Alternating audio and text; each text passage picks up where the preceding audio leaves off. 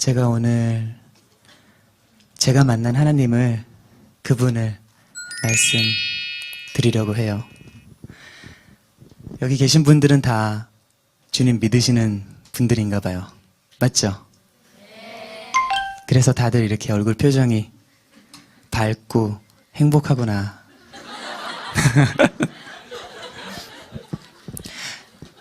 저는 어렸을 때부터 교회를 다녔는데요. 그때는 그냥 주일에 몸만 교회에 나가는 그런 성도였던 것 같아요.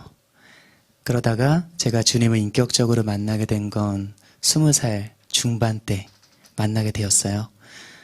제가 중학교 때부터 가수의 꿈을 키웠는데, 그때는 제가 메탈이라는 장르를 굉장히 좋아했어요.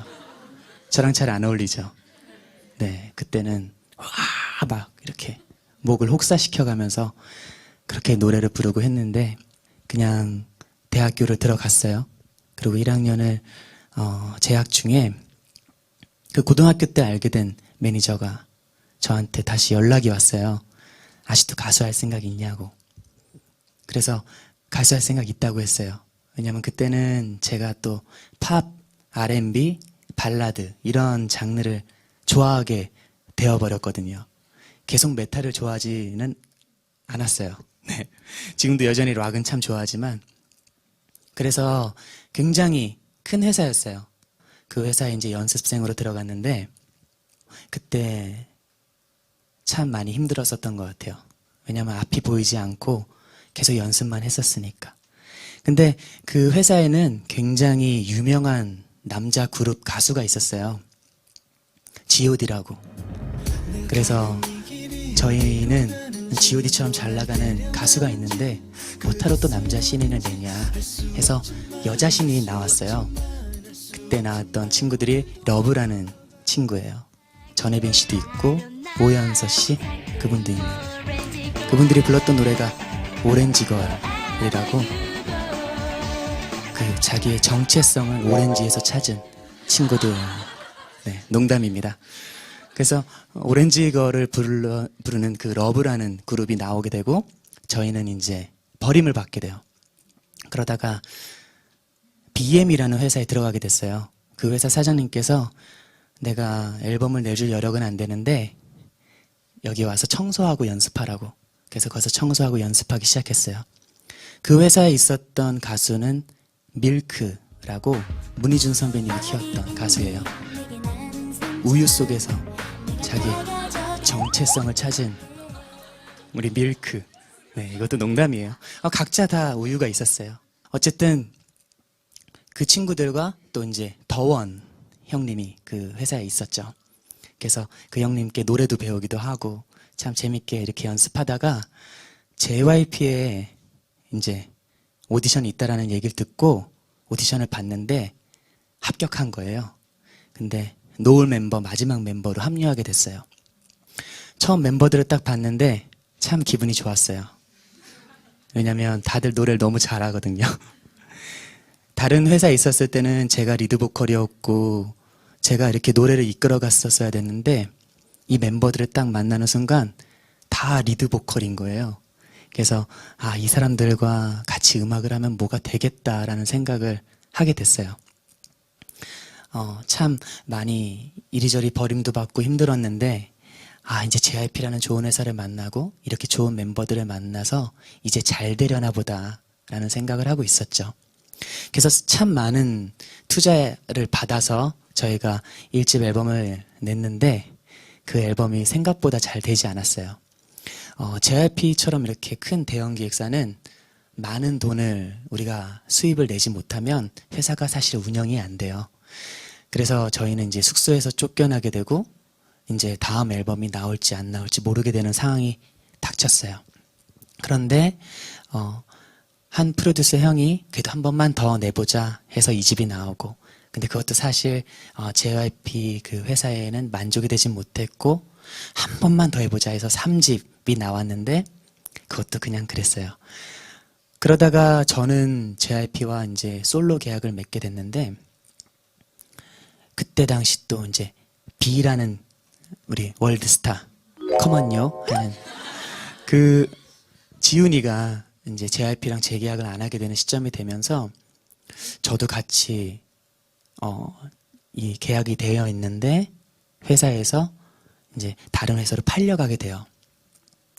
왜냐면 사실 그렇잖아요. 뭐 JYP 비 없으면 뭐 없지 않냐 이런 얘기에 저는 진영이 형이 충분히 힘든 그 마음을 저는 지금 이해를 해요. 그래서 저는 다른 회사로 팔려가고 진영이 형은 원더걸스를 만들고 원더걸스는 대박이 났어요. 이런 과정 속에서 하나님을 원망했어요. 내가 크리스찬이고 하나님의 자녀라고 하셨는데 왜 이렇게 잘 되게 하지 않으실까?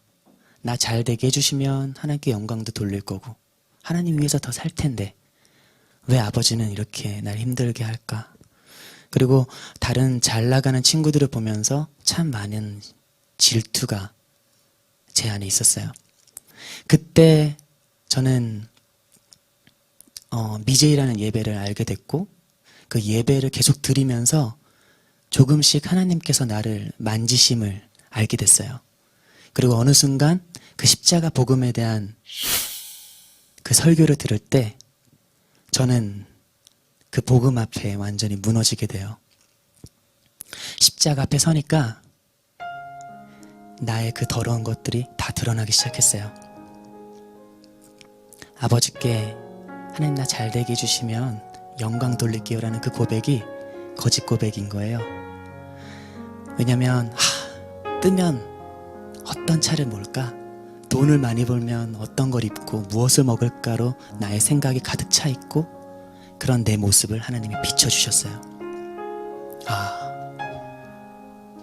다 나를 위한 신앙이었고 나를 위한 기도였고 모든 게 다 그냥 내 중심, 내가 우상이 되어버린 그런 나의 모습을 발견하게 되었어요. 그리고 떠야지만 하나님께 영광을 돌린다라는 것은 착각 중에 착각이라는 마음을 주셨어요. 절대 그렇지 않아요. 지금 아버지께 올려드릴 영광이 있고 그분이 받으실 영광이 있는데 그걸 저는 세상적인 기준에 갖다 대었어요. 저는 그 실력이 되지 못했었어요. 그냥 뜨고 싶었던 것 뿐이에요. 영광은 갖다 붙인 거죠. 그런데 아직 우리가 죄인 되었을 때 그리스도께서 우리를 위해 죽으심으로 하나님이 우리에 대한 자기의 사랑을 확증하셨다고 로마서에 얘기하고 있어요. 아직 우리가 죄인 되었을 때, 한참 멀었을 때, 여전히 죄인이었을 때, 그리고 그 뒷절에는 또 하나님과 원수 되었을 때라는 말도 나와요. 어떻게 이런 나를 하나님이 사랑하셔서 예수님을 보내셨지? 그 하나님의 사랑은 사랑을 뛰어넘는 사랑이라는 단어로 다 표현할 수 없는 놀라운 어떤 단어가 없어요. 그 사랑이더라고요. 하나님이 세상을 이처럼 사랑하사 나 균성이를 이처럼 사랑하사 독생자를 주셨으니 이는 저를 믿는 자마다 멸망하지 않고 영생을 얻게 하려 하심이라. 그 십자가 복음을 만나게 된 거예요. 그래서 저는 그 십자가 복음 앞에 뒤집어지게 되고 나의 가치 또한 바뀌어졌어요.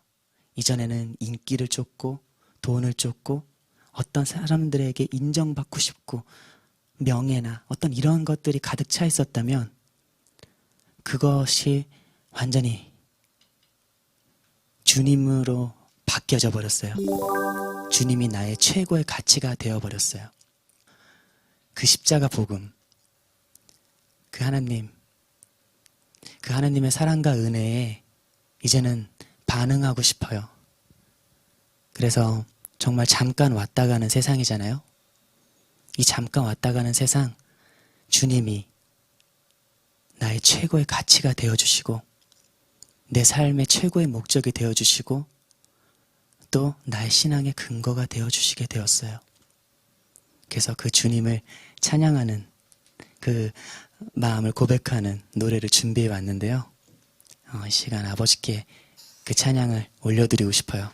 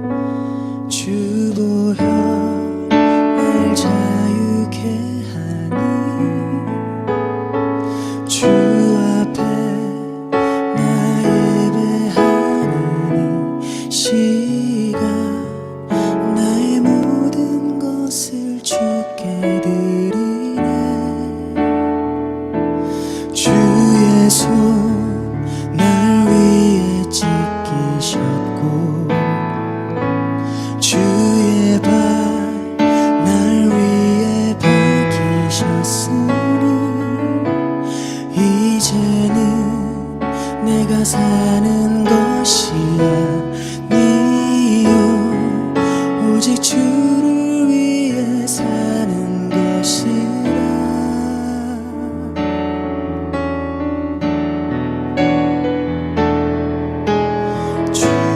손은 나의 손을 포개고 또 주의 발에 나의 발을 포개어 나 주와 함께 죽고 또 주와 함께 살리라. 영원토록 주 위에 살리라. 주의 손은 나의 손을 포개고 또 주의 발에 나의 발을 포개어 나 주와 함께 죽고 또 주와 함께 살리라. 영원토록 주 위에 살리라. 주 위에 살리라.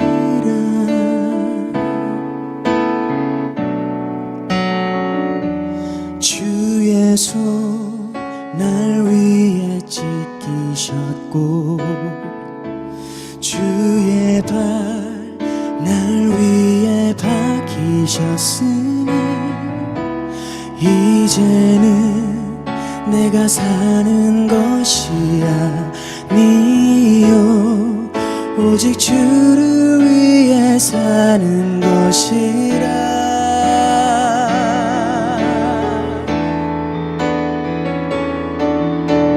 주의 손은 나의 손을 포개고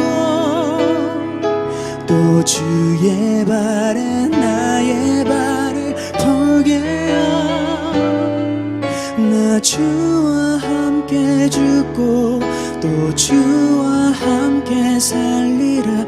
영원토록 주 위에 살리라. 주의 손은 나의 손을 포개고 또 주의 발에 나의 발을 포개어 나 주와 함께 죽고 또 주와 함께 살리라.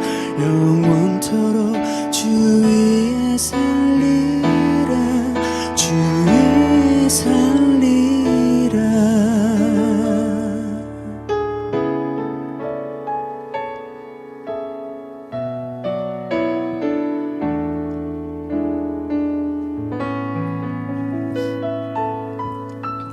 아멘. 감사합니다. 그다지 유명하지 않은 한 가수의 신앙 고백과 또 그의 찬양을 들었습니다. 강균성이라고 하는 가수예요. 올해 35살. 이런 연예인들, 특히 가수들의 꿈은 자기들의 인지도가 높아지고 그래서 방송에 자주 출연하고 행사에 불려다니고 그러면서 명예와 부를 함께 얻으려고 하는 그런 것이 연예인들의 공통적인 그런 소망이죠. 이른바 연예계에서는 뜬다 혹은 떴다 그런 말을 하잖아요. 그래서 조금 전에 우리가 본 이 영상처럼 이 강균성 씨도 그렇게 자기가 노래하고 앨범을 만든 것이 잘 팔리고 인지도가 높아지고 그러면서 그 연예계에서 뜨기를 원했지만 그러면서 복음을 받아들였다고 얘기하잖아요. 어려서부터 교회를 다녔지만 어떤 복음에 대한 충격이 없었다가 어떤 집회에 참석해서 복음에 대한 정확한 설교를 들으면서 그 복음 앞에 자기가 무너졌다 이런 얘기를 하고 있습니다. 자기 같은 거기서 말하는 이 강균성 씨는 물론 본인을 얘기하지만은 우리 모두도 지칭한다고 그렇게 볼 수가 있습니다. 우리가 다 죄인이었고 또 하나님 앞에서 우리는 원수였었는데 하나님과 멀리 떨어져 있었던 우리들인데 그럼에도 불구하고 하나님은 우리를 선택하셨다. 사랑하셨다. 그리고 우리와 같은 것을 건지고 하나님의 당신의 백성 삼기 위해서 하나밖에 없는 아들을 이 땅에 내어주시고 십자가에 달려 죽게 하시고, 그러면서 당신의 아들은 버리시고 우리는 건지시고 살리시는 이런 하나님의 뜨거운 사랑, 그래서 우리가 예수님의 그 십자가 때문에 구원받았다는 그런 감격, 이 감격을 알고 나서 이제는 뜬다라고 하는 그런 개념을 뛰어넘어서 이제는 떠서 이름이 알려지고 지명도 높아지고 돈을 벌면 어떤 차를 살까, 무엇을 먹고 다닐까, 무엇을 입고 다닐까, 그런 것에 전전긍긍하면서 그렇게 살다가 이제는 인생관이 바뀌어지면서 자기의 삶에 가장 소중한 것은, 자기의 삶에 가장 가치 있는 존재는 바로 날 위해서 십자가에서 죽으시고 부활하신 그리스도요, 그리고 내가 지금 예수님 때문에 구원받았고 하나님의 자녀가 되었다고 하는 그 사실과 그 정체감이 자기의 존재를 흔들어버리는 그런 놀라운 복음의 역사가 되었다라고 하는 아름다운 간증을 우리는 지금 들은 바가 있습니다. 오늘 우리는 담어주의를 이렇게 지나가면서 오늘 설교의 본문을 역대상 4장 10절 말씀을 선택했습니다. 짧은 한 절 말씀 속에 한 인생의 성장과 과정과 결과가 다 농축되는 것을 볼 수가 있습니다. 이렇게 짧은 한 절 말씀에 한 사람의 역사가 이렇게 담겨 있는 것은 그리 흔치 않은 그런 예인데, 이렇게 역대상 4장 10절 이 한 절 말씀 속에서 한 인생의 탄생, 삶의 과정, 삶의 결과가 전부 다 농축되어 있는 것을 볼 수가 있습니다.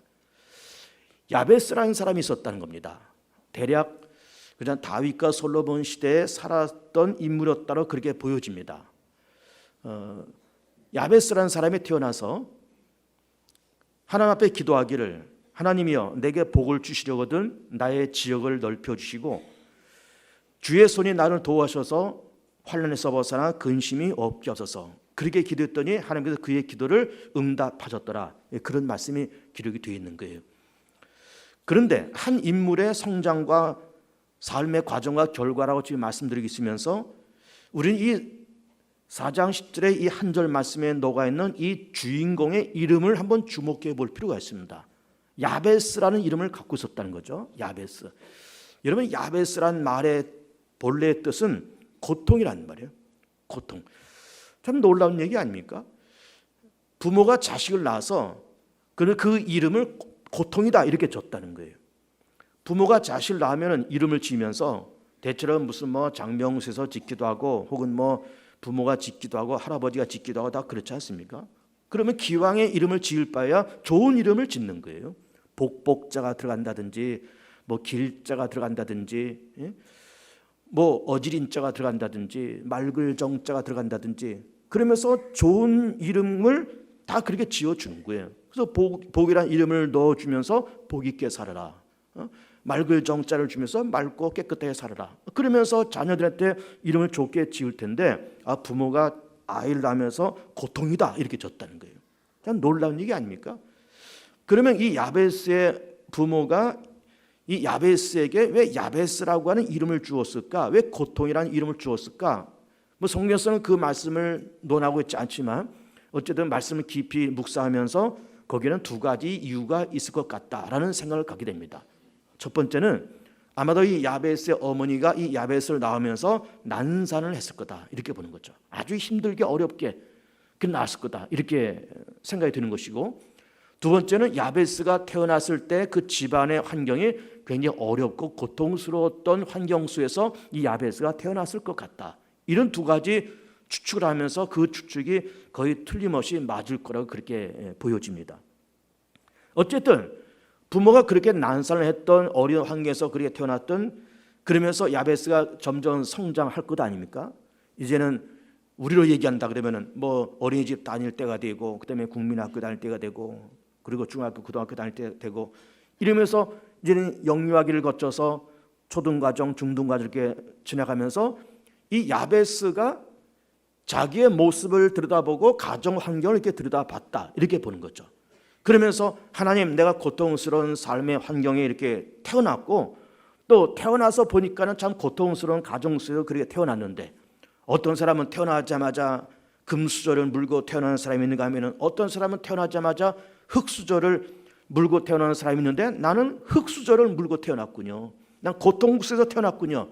그러니 주님, 내 삶의 환경이 이게 고통스러운데 고통스럽게 태어났을 뿐만 아니라 내가 살아가는 과정도 아마도 고통스러울 것 같습니다. 고통스러울 것 같습니다. 그러니 주님 내게 복을 주시려거든 내 지역을 넓혀주시고 그리고 주의 손이 나를 도와줘서 혼란에서 벗어나 근심이 없게 해주옵소서 라고 그렇게 기도하면서 하나님께서 그 기도를 다 응답하셨다라고 하는 것입니다. 그러면서 말씀드린 바처럼 이 짧은 한 절 말씀 속에 야베스라는 한 인물의 탄생과 삶의 과정과 그 삶의 결과가 농축되어 있다. 이런 말씀 보면서 그러면 그렇게 기도가 응답되고 야베스라는 고통의 이름을 갖고 태어난 이 야베스가 어떻게 하나님의 응답 속에 그렇게 되어갔는가라고 하는 걸 그 과정을 이 짧은 한 절 말씀 속에서 세 단계가 있다는 것을 볼 수가 있습니다. 세 단계가 있다.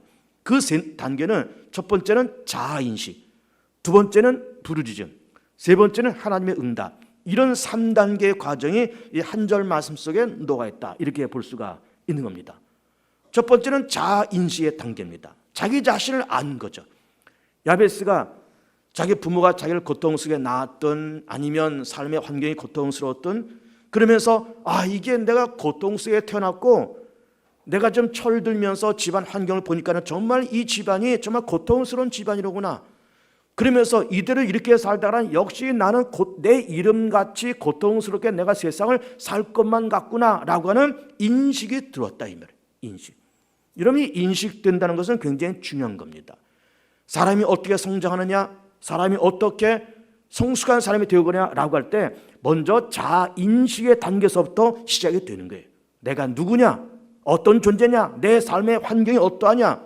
그러면서 자기 자신을 볼 줄 아는 남의 입장에서 제3자의 입장에서 볼 줄 알고 더 나아서 하나님의 입장에서 자기 자신을 볼 줄 아는 그런 자인식서부터 그 인생이 점차 회복되고 하나님의 복을 누리는 그런 단계가 될 수 있다라고 하는 것이죠.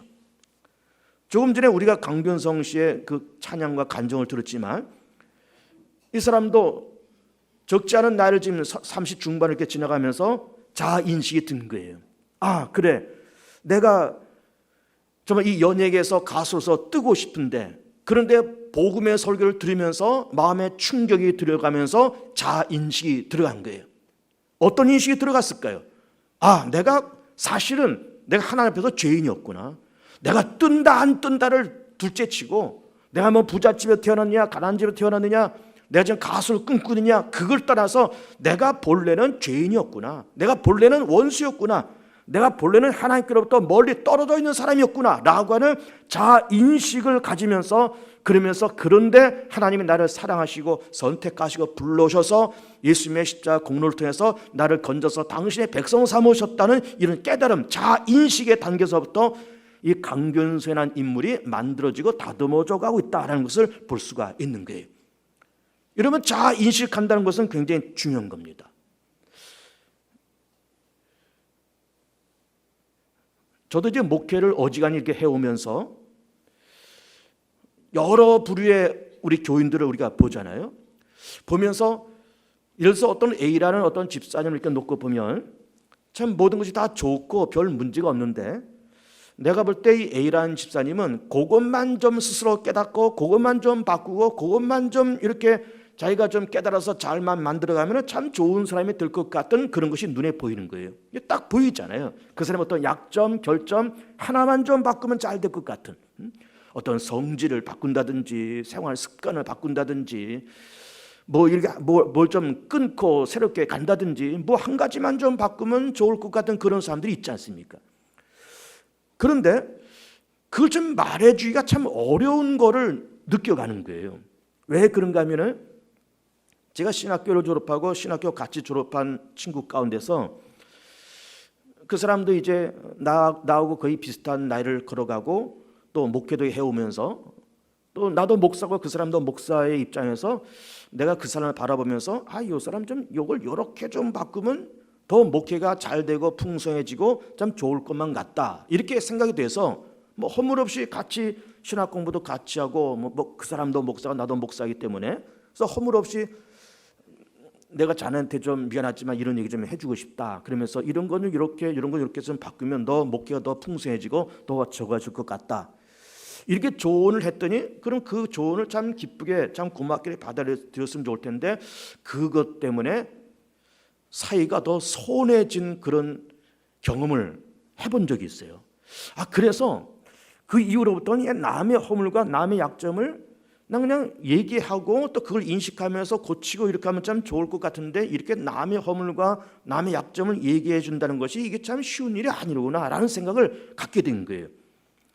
그래서 이게 누가 나한테 얘기해 주기 전에 하나님께서 성령을 내게 부어주시면서 성령께서 그의 마음 감동하시면서 스스로 자기의 약점과 자기가 고쳐야 될 바를 깨달아가는 것은 더욱더 중요한 겁니다. 자인식이라는 것이 중요한데 누가 제3자가 얘기해 주기 전에 성령의 감동을 통해서 그래 내가 부족한 것이 이것이고 내가 가야 할 방향과 내가 앞으로 품어야 될 삶의 소망이 이런 거로구나 라고 하는 것을 성령의 감동을 통해서 깨닫게 되는 것이 제일 중요한 거예요. 그렇게 되길 축복합니다. 그런데 이 자인식이라는 것이 우리는 우리의 허물과 우리의 약점을 이해한다, 이걸 인식하자 이런 말씀을 드리고 있는 건데 사실은 현대가 되어 갈수록 자인식을 하기가 점점 어려운 시대에 우리는 그렇게 살아가고 있습니다. 왜 그런가 하면 모든 것이 다 자동화가 되고 모든 것이 다 편리한 시대가 되어 가기 때문에 더욱더 그래요. 예를 들면 요즘 자동차들이 얼마나 잘 나옵니까? 그 잘 나옴에도 불구하고 예전에 자동차도 스마트 자동차가 나온다는 거예요. 이제 운전석에 앉아서 굳이 뭐 이거를 핸들을 돌리고 뭐 페달을 밟고 그렇지 않아도 그냥 목적지만 딱 눌러놓고 스타트 출발만 딱 눌러놓고 그냥 핸들에서 손 띄고 페달에서 발 띄고 신문 보고 잡지만 보고 있어도 내가 원하는 위치에 딱 갖다 주는 그런 자동차가 나온다는 거예요. 이미 나왔고 여러 가지를 보완해서 조만간 상용화가 될 겁니다. 그것뿐만입니까? 이 스마트폰 시대 모든 것이 자동화 시대가 되어가면서 그렇게 귀찮은 시대가 점점 지나가고 있어요. 점점 편리하고 모든 것이 편안한 그런 세대와 그런 문화가 점점 되어가고 있습니다. 그러면 편안하고 모든 것이 편리한 문화가 되어가고 있는 것이 좋지만 그렇게 하면서 우리가 어떤 것을 놓치는가 하면은 우리가 나 자신을 인식하고 자기 자신의 약점을 발견하는 자인식의 동기와 자인식의 기회를 놓치면서 산다고 하는 것에 우리 현대 문명의 약점이 되고 있는 거예요. 약점이 되고 있습니다. 그럼 우리는 무엇을 의식하면서 세상을 살아가야 될까? 뭐 자기의 약점과 자기의 결점도 인식해야 되지만은 중요한 것은 더 중요한 것은 뭔가 하면은 내가 조만간 죽음의 문턱을 넘어서 부활의 과정을 넘어서 조만간 하나님의 심판대 앞에 서서 내 삶이 결산받을 거다. 하나님께서 나의 인생을 평가해 볼 거다 라고 하는 것을 인식한다는 것은 굉장히 중요한 거예요. 아무개야, 개봉중앙교회 아무개 집사야, 너 나 옆에 왔지? 그래 잘 왔다. 사람이 연수가 70여 강건은 80인데 너 어지간히 살 만큼 살다 왔구나. 너는 얼마큼 인생을 의미 있게 보람 있게 가치 있게 살았냐? 너는 나를 위해서 뭘 하며 살았어? 내가 너한테 이런 시간과 물질과 건강과 은사와 달란트를 주었는데 내가 너한테 이만한 사명을 맡겼는데 너 얼마큼 감당했어? 라고 우리 자신을 판단하고 결산하실 때 우리가 무엇을 대답해야 될지를 이걸 준비하고 이것을 의식하면서 산다는 것은 굉장히 중요한 거예요. 그냥 덜렁덜렁 살 일이 아니다 이 말이에요. 언젠가 하나님께서 우리의 삶을 결산하고 우리가 보고사항을 하나 앞에 보고해야 될 그런 때가 분명히 있더라 이 말. 이거를 의식하면서 산다는 것은 굉장히 중요한 거예요. 이걸 의식한다고 하는 것. 신학교 같이 졸업한 그 학생 얘기도 제가 조금 전에 했지만은 저도 이제 장신대 신대원을 졸업했습니다. 그때 아마 제가 87년도에 신대원을 졸업했는데 그때 한 100명 가까이 졸업을 했습니다. 우리 한 반이 100명 졸업했는데 이 신대원이라는 과정은 이제 신학대학교 4년을 나오든지 아니면 일반대 4년을 나오든지 그런 사람들이 모여서 3년 동안 공부하는 그 과정이 신대원이에요. 신학대원의 약자 신대원 이렇게 얘기하죠. 그래서 우리 클래스가 한 반이 100명이 입학하고 100명이 그렇게 졸업을 했습니다. 뭐 사방각자 다 모인 사람도 있죠. 뭐 대학 졸업하고 바로 들어오는 사람도 있지만은 대학 졸업하다가 뭐 사업하고 직장 생활하다가 뭐 몇 년 만에 혹은 10몇 년 만에 그걸 다 정리하고 온 사람도 상당히 있습니다. 근데 그 가운데 한 사람이 나보다 나이는 훨씬 많은데 명문대학도 나오고 또 공기업에서 저 안정된 직장에서 이렇게 직장 생활하다가 그걸 다 집어치고 신학교 들어온 학생이 있었어요. 학생이 있었습니다.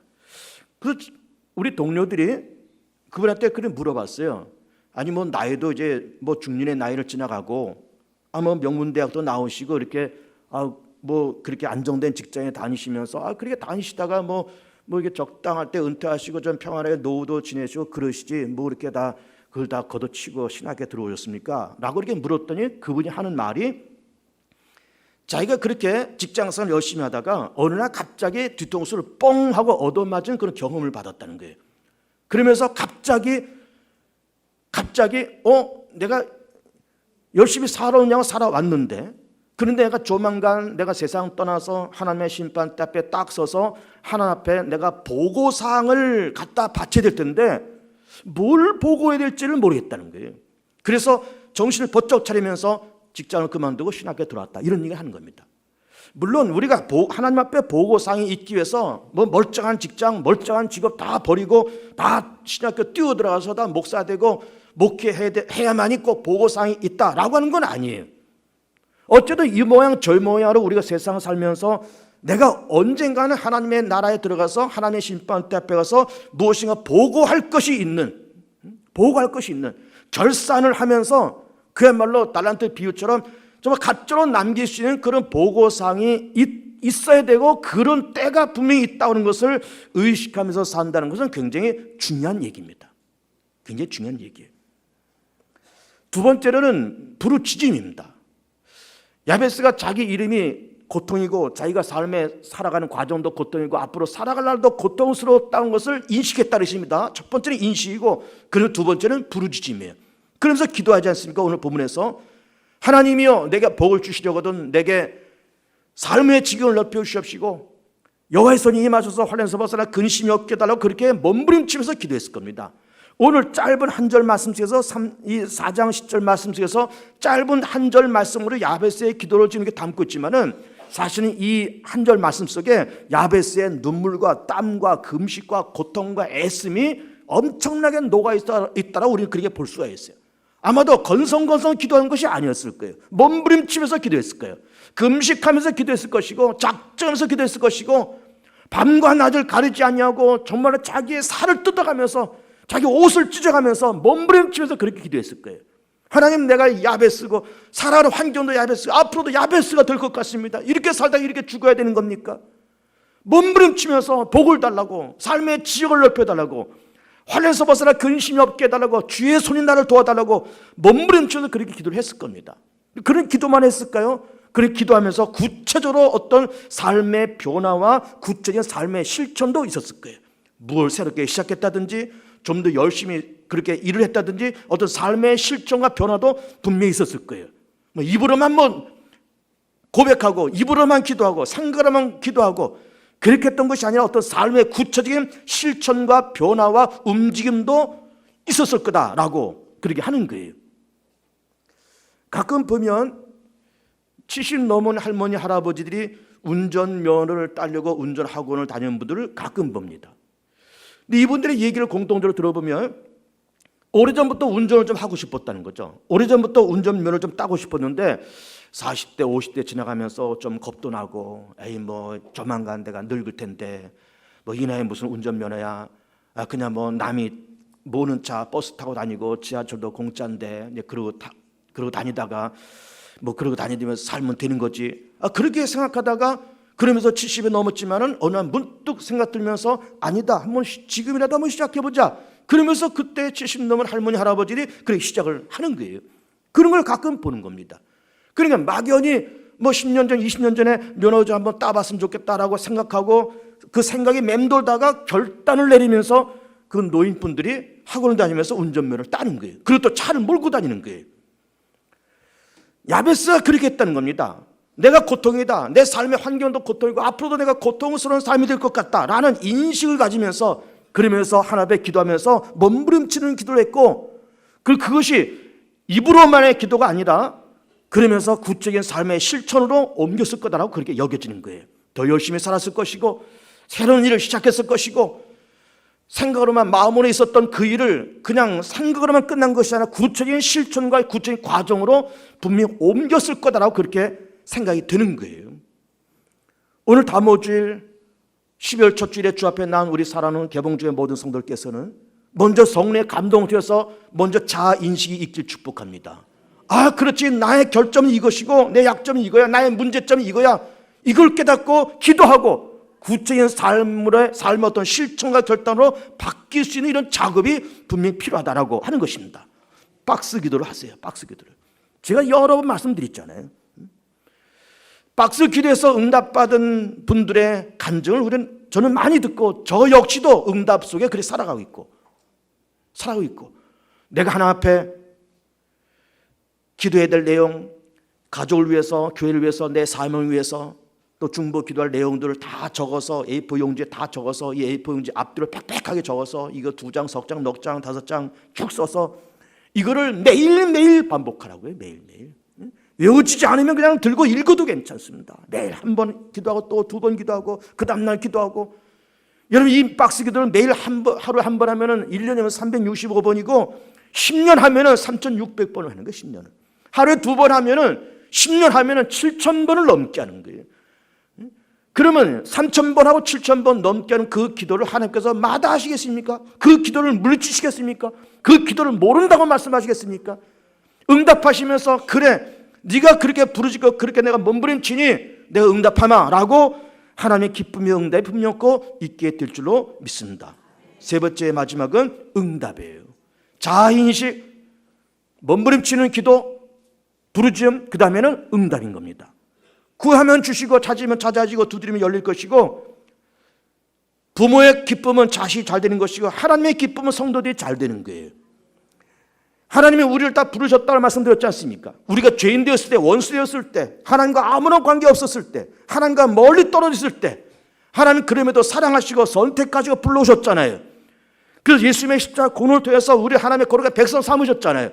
백성 삼으신 다음에 하나님께서 나 너 모른다, 네 마음대로 살아, 그렇게 말씀하신 하나님은 절대로 아닌 거예요. 그렇게 예수님의 뜨거운 눈물과 기도와 희생과 피 흘림의 그런 고통을 지불하고 우리를 건지셨다 그러면은 그렇게 건진받은 그 영혼 한 사람 한 사람이 예수 안에서 영혼도 잘 되고 범사도 잘 되고 강건케 되기를 내가 먼저 원하기 전에 하나님이 먼저 원하신다는 것을 아셔야 됩니다. 하나님은 우리로 하여금 잘 살게 원하시는 거예요. 야베스처럼 주의 손이 임하셔서 복에 복이 더해지고 삶의 층이 넓어지고 주의 손이 도우시며 환난에서 벗어나 근심이 없는 것, 야베스가 원하기 전에 하나님 먼저 원하셨던 거예요. 구하가 찾으면 응답된다는 것을 내가 원하기 전에 하나님 먼저 응답하시고 하나님께서 먼저 아시고 있고 자식 잘 되는 것이 부모의 기쁨이듯이 하나님도 교인들의 성도들이 하나님의 백성들이 있다 해서 잘 되는 것을 하나님 원하시고 그것을 기뻐하십니다. 오늘 2015년도 12월 첫 주일 다음 주일 주 앞에 나와서 함께 예배드리는 우리 모든 성도들께서는 야베스처럼 나도 지금 고통스러운 삶이다 라고 하실 때 그런 인식이 먼저 있고 몸부림치는 뜨거운 기도가 있고 부르짖음이 있고 하나님의 선하신 응답이 있어서 예수 안에서 영혼이 잘되고 범사가 잘되고 강건해지고 야베스가 받았던 그 축복처럼 여호와의 손이 임하서 복에 복이 더해지고 삶의 층이 넓어지고 여호와의 손이 도우시며 환난에서 벗어나 근심이 없는 인생이 되시기를 우리 주님만 축복하며 축원을 드립니다.